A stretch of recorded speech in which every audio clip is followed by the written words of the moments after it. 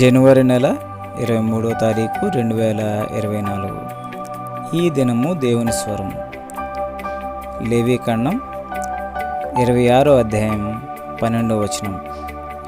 నేను మీ మధ్య నడిచెదను, మీకు దేవుడనయ్యుందును, మీరు నాకు ప్రజలయ్యుందురు.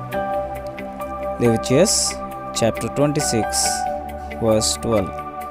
And I will walk among you and will be your God, and ye shall be my people. लेवी व्यवस्था अध्याय 26 वचन 12.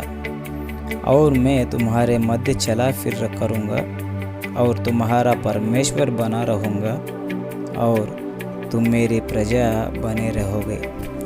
ఆ జీవం కలిగినటువంటి దేవుడు, ఆ పరిశుద్ధుడైనటువంటి దేవుడు, ఆ బలమైనటువంటి దేవుడు, ఆ నిజమైనటువంటి దేవుడు, ఆయన తన ప్రజల యొక్క కష్టాలను చూసి వారిని ఐగుప్తు నుంచి, ఇశ్రాయేలీల్ని ఐగుప్తు నుంచి, ఆ యొక్క బానిసత్వం నుంచి, ఆ యొక్క కష్టమైనటువంటి పరిస్థితుల నుంచి మంచి ప్రదేశానికి, పాలు తేనెలు ప్రవహించేటువంటి ప్రదేశానికి వారిని నడిపించాడు.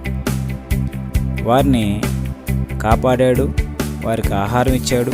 వారు ఆ యొక్క ప్రయాణంలో, ఆ మార్గ మధ్యంలో మరి ఎటువంటి పంట వారు విత్తలేదు, కోయలేదు, కానీ సమృద్ధిగా వారికి దేవుడు ఆహారం ఇచ్చి పోషించాడు.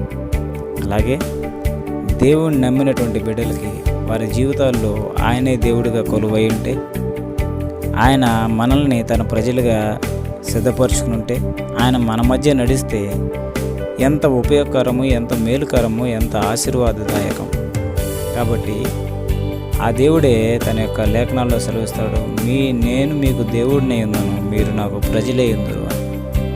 మనల్ని తన ప్రజలుగా చేసుకోవడం కోసం ఆ పరిశుద్ధుడైనటువంటి దేవుడు భూలోకానికి వచ్చి తన రక్తాన్ని చిందించి తన ప్రాణాన్ని మన కొరకే ధారగా పోసి మనల్ని తన బిడ్డలుగా చేసుకున్నాడు. ఆయన అలాగా చేసుకోవడం ద్వారా మనం ఆయన బిడ్డలుగా మారబడ్డాం. ఆయన పరిశుద్ధుడై ఉన్నాడు కాబట్టి ఆయన బిడ్డలు అయితే మనం కూడా పరిశుద్ధంగా ఉండాలి. ఆయన ప్రేమామూర్తి కాబట్టి ఆయన బిడ్డలుగా మనం కూడా ప్రేమను ప్రదర్శించాలి. ఆయన నీతి గలవాడు కాబట్టి మనం కూడా ఆయన యొక్క నీతిని సంతరించుకొని ముందుకు కొనసాగాలి. అలాగే కొనసాగినప్పుడు దేవుని యొక్క పరిపూర్ణత మనం సంతరించుకున్నప్పుడు ఆయన మన మధ్య నడుస్తాడు. ఆయన మన మధ్య నడిస్తే ఆ దేవుడు సమస్తాన్ని సృష్టించిన సృష్టికర్త మనకు దేవుడుగా ఉండి మన మధ్య ఆయన సంచరిస్తూ ఉంటే తద్వారా మనం ఎన్నో మేలులు పొందుకోగలుగుతాం. మన జీవితాల పరిపూర్ణమైన మేలులు మనం పొందుకోవాలంటే దేవుడు మన మధ్య సంచరించాలి. ఆయన మనకు దేవుడుగా ఉండాలి. మన ఈ జీవితంలో మరి ఏది దేవుడుగా ఉంది అనేది మనం గ్రహించుకుందాం.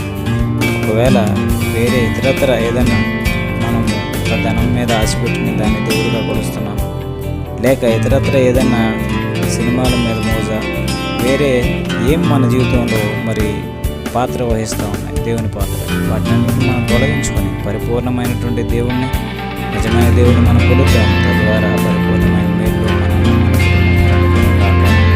లేక